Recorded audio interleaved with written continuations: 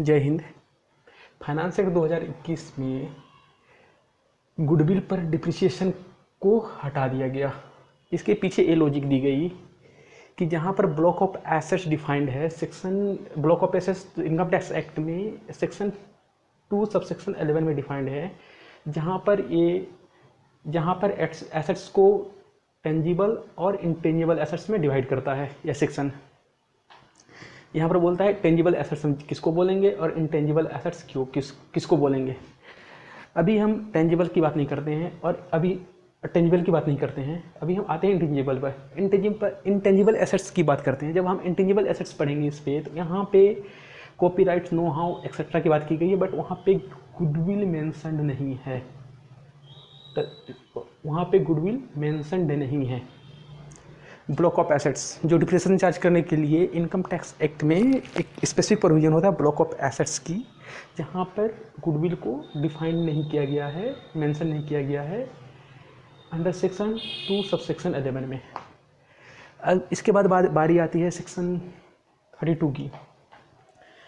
Section 32 और जिस पे हम डिप्रिसिएशन चार्ज करते हैं, वहाँ भी टेंजिबल और इंटेंजिबल एसेट्स की बात करता है, बट सेक्शन 32 में भी गुडविल की बात नहीं करता।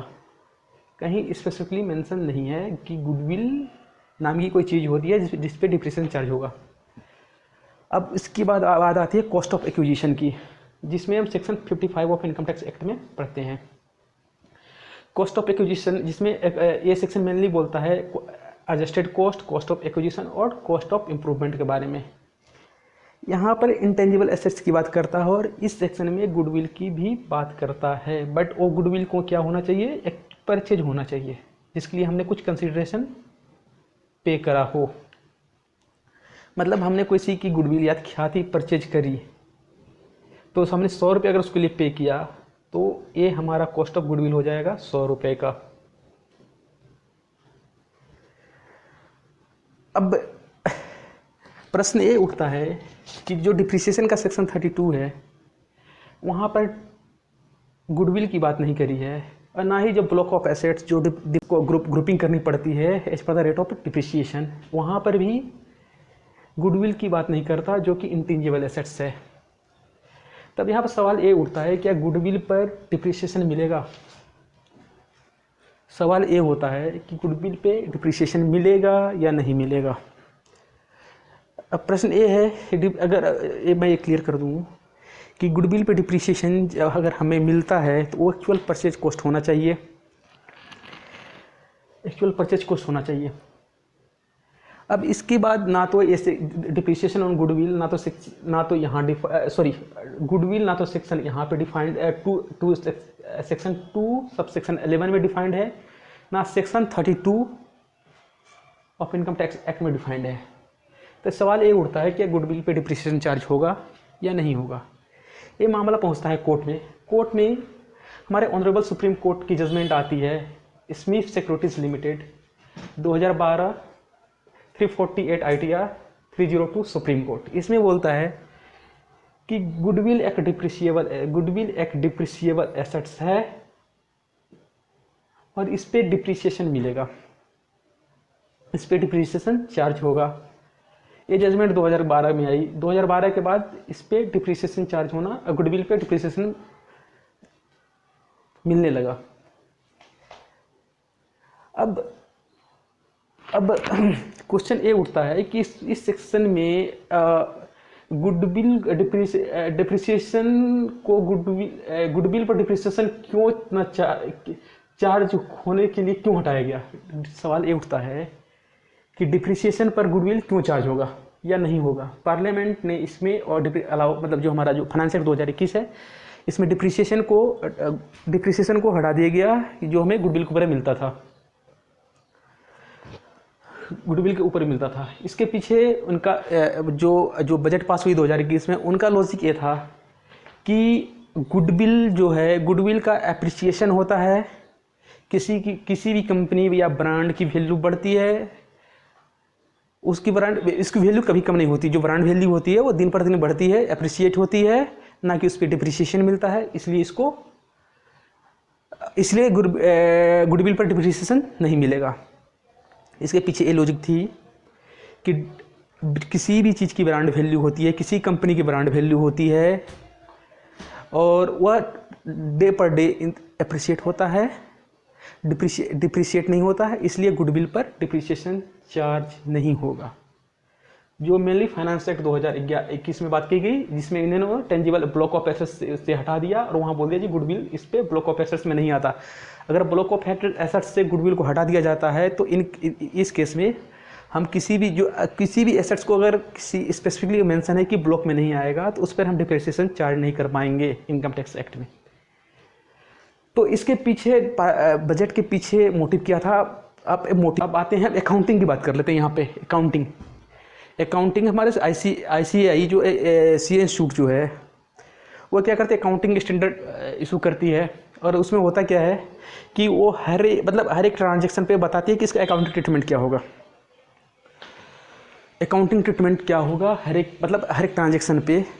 तो एक अकाउंटिंग स्टैंडर्ड 14 आता है जो बोलता है अकाउंटिंग फॉर अमलगमेशन, जिसपे अकाउंटिंग फॉर अमलगमेशन इसमें क्या होता है, ये ऐसा होता है कि हमें जब कोई कंपनी एक दूसरे के साथ अमलगमेट होती है इस केस में अकाउंटिंग कैसे करेंगे।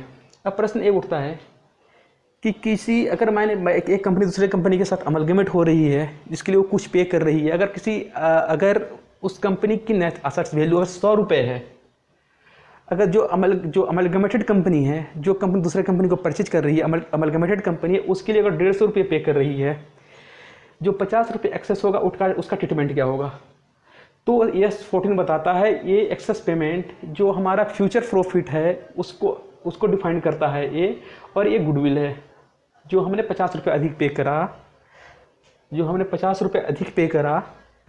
ये हमने क्यों पे करा है, इसकी गुडविल के लिए कि जो हमें इस कंपनी की प्रॉफिटेबिलिटी को बताता है और और हमें इस प्रॉफिट अर्न होगा। मतलब मेनली यही है कि हमें प्रॉफिट अर्न होगा, जो एक्सेस पेमेंट है उसको हम गुडविल बोलेंगे। गुडविल में क्या हमने मेनली बोले 100 रुपये के एसेट्स को हमने क्या करा, 150 में परचेज करा, 50 रुपये एक्सेस पे करा। 50 रुपये एक्सेस क्यों पे करा हमने, गुडविल के लिए पे करा। अब अकाउंटिंग स्टैंडर्ड 14 ये बोलती है कि इस गुडविल को हम क्या एमोटाइज कर देंगे, कितने सालों में, मैक्सिमम 5 ईयर्स में हम इसको एमोटाइज कर देंगे। एमोटाइज मीन्स डिप्रिसिएट कर देंगे।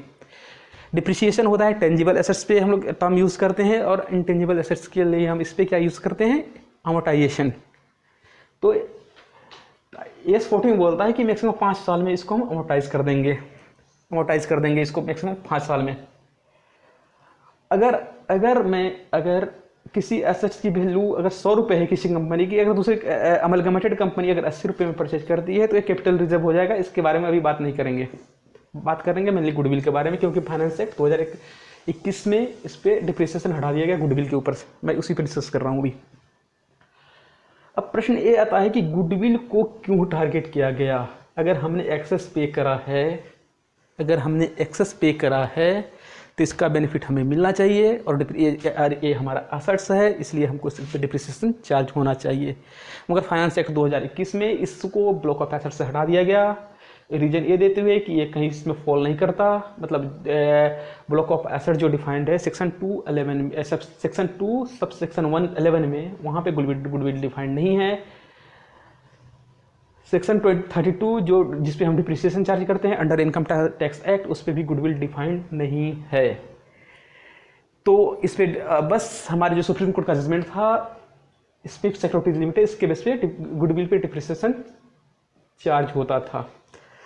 अब इसके पीछे लॉजिक ये है गुडविल को डिप्रिसिएशन को गुडविल से अलग करने के लिए कि हम गुडविल पे डिप्रिसिएशन नहीं मिलेगा। इसके पीछे लॉजिक ये है, कोई कंपनी ए कंपनी बी के साथ अमलगमेट हो रही है जिसकी नेट्स इस पे अब इस सेक्शन आने से पहले थोड़ा सा मैं और एलोबरेट करना चाहता हूं।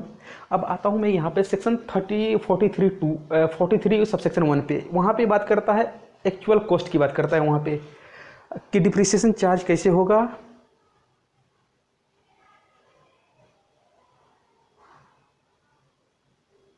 डिप्रिसिएशन चार्ज कैसे होगा, वहाँ ब्लॉक ऑफ एसेट्स की बात करता है, एक्चुअल कॉस्ट की बात करता है यहाँ पे, और अमलगमेटेड और अमलगमेटिंग कंपनी की भी बात करता है। अगर अमलगमेटिंग कंपनी अगर इंडियन कंपनी है, सॉरी अमलगमेटेड कंपनी अगर इंडियन कंपनी है तो उस पर डिप्रिसिएशन मिलेगा, वो भी एक्चुअल कॉस्ट के बेसिस पे मिलेगा।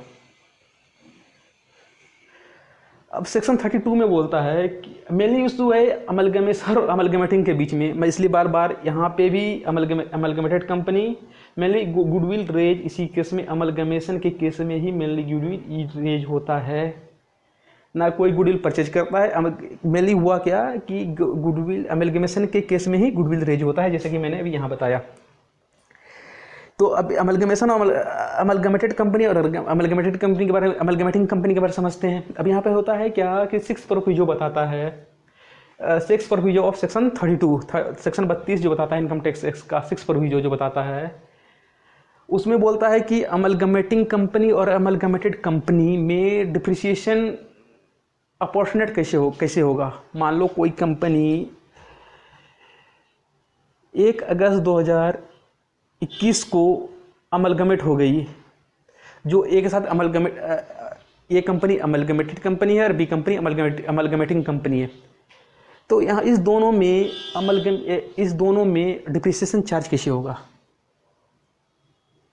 यहाँ पर ये सेक्शन 32 बोलता है, सेक्शन 32 बोलता है कि इसको हम नंबर ऑफ डेज पे अपॉर्चुनेट कर लेंगे। जहाँ पे नंबर ऑफ डेज पे अपॉर्चुनेट करेंगे और उसके नंबर ऑफ टोटल डिप्रिसिएशन को नंबर ऑफ डेज में हम लोग अपॉर्चुनेट कर लेंगे और डिवाइड कर, और उसको अकॉर्डिंगली अमलगमेटिंग कंपनी और अमलगमेटेड कंपनी में हम लोग चार्ज कर लेंगे। अब इशू ये है कि इस पे फाइनेंस एक्ट 2021 में गुडविल पर डिप्रिसिएशन को हटाया क्यों गया। रीजन ये है कि रीजन ये प्रैक्टिकली होता है कि यार कोई एक कंपनी सोल्स हैं उसका बेनिफिट यहाँ पे लोग उठाते हैं। मेनली जो अमलगमेटिंग कंपनी होती है, मैं ऐसा नहीं कहता कि सारी अमलगमेटिंग कंपनी डब्ल्यू कंपनी होती है, मैक्सिमम कंपनी है लॉस मेकिंग कंपनी होती है अमलगमेटिंग कंपनी। इस केस में होता क्या है कि कंपनी बी को ऐसे अमलगमेट हो रही है, और यहाँ पे एक कंपनी करती क्या है कि मान लो इसकी एसेट्स की वैल्यू 100 रुपये है और इसको क्या करती है, ये 150 रुपये पे कर रही है, तो 50 रुपये जो एक्सेस पे कर रही है इस पर हम गुडविल बोलेंगे। मेनली प्रैक्टिस क्या था, और इस पर हम डिप्रिसिएशन चार्ज कर लेते थे as per section 32 as per the decision of Supreme Court act SPF security limited reported in 348 ITR 302 में।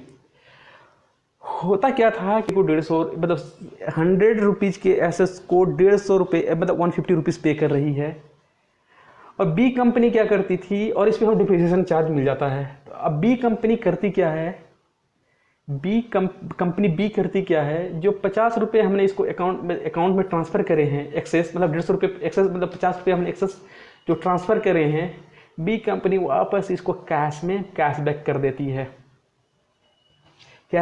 देती है, जिसके बदले कुछ कमीशन इनका अरेंजमेंट होता है, कमीशन इनको दे दिया जाता है, कमीशन इनको आपस में मिल दिया जाता है। जो हमने एक्सेस रुपये 50 रुपये जो ऑन अकाउंट हमने पे करा है वो बैक द डोर इनको कैश में मिल जाता है कंपनी बी ए को। और यहाँ पे क्या हुआ, ऑन रिकॉर्ड हमने 150 रुपये पे करे जिस पे 50 रुपये के क्या है गुडविल है, और as per the section 32 by ruling of honourable Supreme Court security limited, जिस पे हम 50 रुपये पे goodwill at the rate of 25% charge कर लेते हैं। ये प्रैक्टिस मेलाफाइड इंटेंशन था, मतलब 50 रुपये पे मेलाफाइड इंटेंशन के लिए लोग मैक्सिमम लोग इसको यूज़ करते थे और मैक्सिमम अमाउंट पे करते थे, जिसपे इनकी मतलब इनको black to white, white to black money, मतलब ब्लैक मनी को वाइट मनी के कन्वर्ट करने में, ब्लैक मनी को वाइट में और वाइट को ब्लैक में, नंबर 1 से नंबर 2, नंबर 2 से नंबर 1 करने का एक अच्छा रास्ता था यहाँ पर। इस एक्ट के अमेंड होने से यहाँ पर सेक्शन गुडविल पर डिप्रिसिएशन के हटने से होगा ये कि जो प्रैक्टिस चल रही थी कि 100 रुपये के एसेट्स को अगर हम 150 पे कर रहे हैं, जो मैक्सिमम जो अमलगमेटिंग कंपनियाँ होती हैं लॉस मेकिंग कंपनी होती है, जिसके लिए लोग अधिक कंसिडरेशन पे करते थे ऑन द रिकॉर्ड, और 50 रुपये उस पर क्या करते थे, डिप्रिसिएशन चार्ज करते थे एज ए ऑन गुडविल। या गुडविल पर डिप्रिसिएशन हटने से इस प्रैक्टिस पे लगाम लगेगा। यही इंटेंशन था गुडविल पर डिप्रिसिएशन हटाने के लिए 2021 में। जय हिंद।